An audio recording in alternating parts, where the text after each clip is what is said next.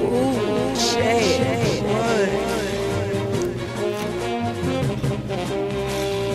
This is a certified hood classic.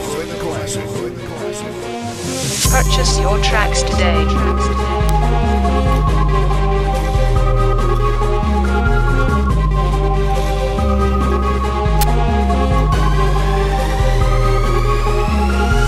Purchase your tracks today.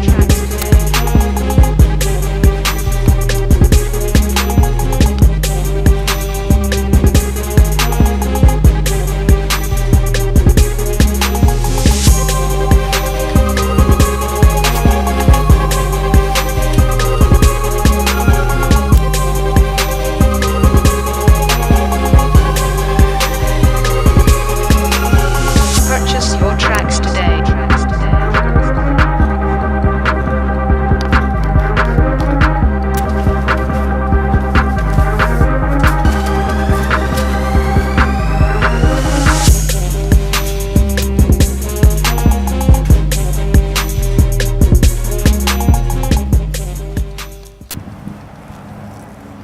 Hi, I'm Thomas Sellers with JW10 Media Newspapers, and we're here on the campus of Germantown High School today in Germantown, Tennessee, to celebrate the 10-0 season of the Germantown Red Devils and award them with the JW10 Power 10 Championships. This was the first year that JW10 Media decided to keep football rankings, and that when it was all said and done, the Red Devils were the top dogs at 10-0.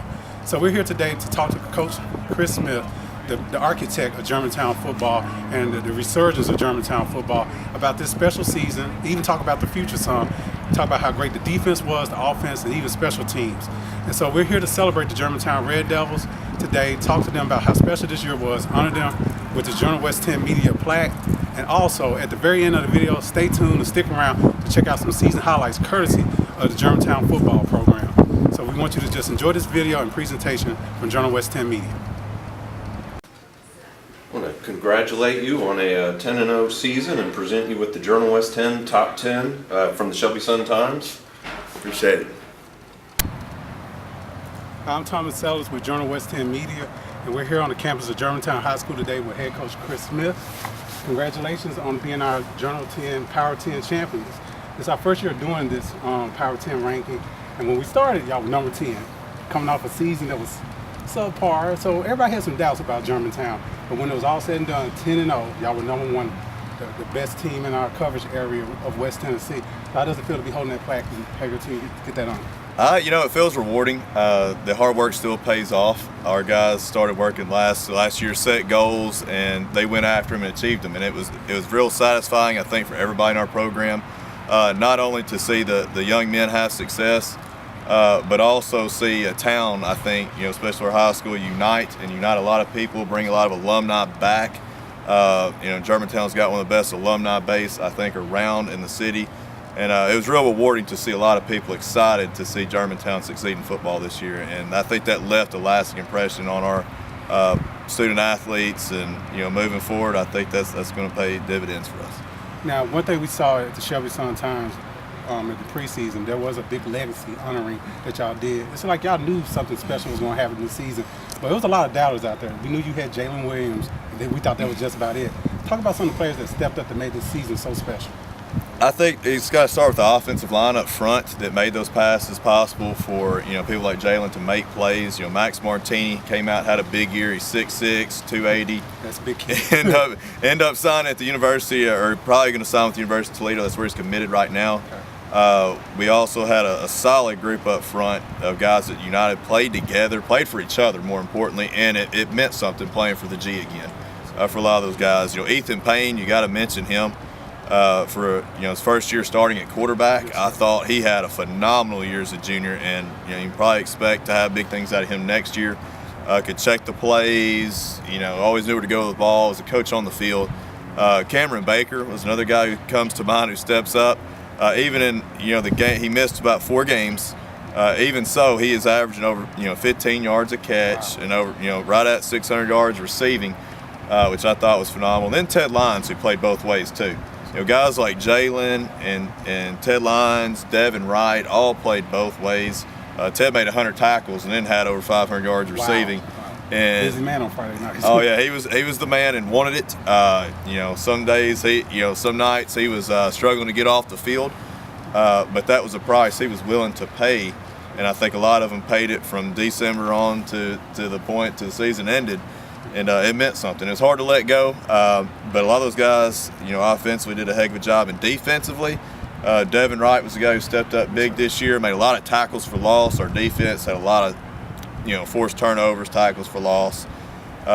Micah Mack came over, played linebacker for us this year, had another phenomenal year. And of course, Jalen, he locked down, shut down one side of the field, but a lot more physical than probably what people gave him credit for. When people try to run at him, he puts some people on the track sometimes, which is surprising. He doesn't look too big, but he's a very strong kid, and he has a lot of guts too. So I thought our defense side of the ball also had a really, really, really good year. So I thought we were solid in all three phases, and I think that paid dividends. Our kicker, Marshall Ware, kicked touchbacks. Guys had to drive 80 yards just to score, which makes it a lot tougher in high school. Percentages go way down. So that was big for us. We were good in all three phases. Well, Coach, it takes all three phases to have a 10-0 season. And to go through a 10-0 season with that schedule that you had, I got to see you guys against Millington, and we saw something building. But then when you beat a Henry County, a traditional power in West Tennessee, but then everybody was waiting on that 10th game of the year. Y'all went down to the Haven and took care of business. And we're in Germantown. I guess everybody knows what the real Germantown High School is for this year. You beat Houston twice this year. What was the highlight of the season to you as a coach person? It was quite the ride. Always, winning that rivalry game the first time over there, I thought we were a little tired. I thought, physically we were kind of whipped a little bit, but our guys pulled out the win. They gutted it out, and what was really satisfying, I think, for the program, the staff, is when we played them again in the playoffs. Our guys, they physically put it on them the second time we played, and physically at the line of scrimmage, won, tackling, breaking tackles. It was 42 to 10 that last time we played, and you could see the growth from the first time we played to the second time we played, and that to me was pretty satisfying. The overtime win I thought was a really special night against Henry County. They were very physical. They always are. They've made it to plenty of state semifinals and state finals, being physical, lining up, hard working, very disciplined program, a real traditional program that's going to be there all the time, every year, year in and year out. And then, at Whitehaven, I remember we went in at halftime, I believe, I mean, don't quote me on this, but I believe it was 27-7 at halftime with our team. And, our guys, they were willing to sacrifice, not wearing the sleeves in the cold and rain, and were willing to go next level to try to win that game. And it paid off for them. They took special teams serious, blocked some punts, and I thought that paid off for our guys. So that to me was really rewarding to win that region title, and then also see the growth from the first time we played Houston to the second time, just how they grew during the year. Well, my last question for you, Coach, on this presentation. That 17 is going to live up there with all this tradition at Germantown High School forever now. When you look in the future, when you walk on this track and look at that 17, what are you going to remember most? I think what we'll remember most is this is the group that had the pride to bring the tradition back to Germantown. Against all things that might have gone against them the previous 2 years, they still believed in something. It wasn't immediate results. It was something that they had to work toward, to build toward. And I think it's very symbolic to our guys. Like even when we lift weights in off season, and every time we come out here to run in the cold or work out in the cold, we look up there and they all know, what the expectation is, the sacrifices that were made, and that I think makes it harder to let go. So I think a lot of credit is due for a bunch of guys who were, in their mind, felt like, maybe a little underrated, underappreciated, and kind of at times wanted to prove to everybody that they are legit football players, that Germantown is still here, and that they went the extra mile, or the extra degree as we would call it, 212 degrees. They went the extra degree, and they were uncommon. That was actually our team motto this year, was uncommon. Wow. And all gas, no brakes. So we carried a gas can out. You might have seen the gas can on the sideline or not, but basically is we were going to leave it all out here every Friday night, and there was going to be no breaks this whole off season all the way to the very end. And I think those guys, they lived up to it. And I'd prefer to, with our guys, they say, well, what if we should have, could have, and had a bad night that one night, and White Station had a good night, and they pulled off the win. But I think that makes, looking back on it now, I think they appreciate the undefeated season probably more than we did during season, just because of how hard it is to bring it every single night and have the ball bounce your way or be on your assignments. When you have 16, 17, 18-year-olds, I think it makes it even more impressive for them to be able to go out and just focus like Monday through Thursday for that many weeks in a row. I think that means something. So to me, that's what I'll remember. Well, I appreciate it, Coach, and congratulations. Appreciate your time. All right. We're honored. Thank you.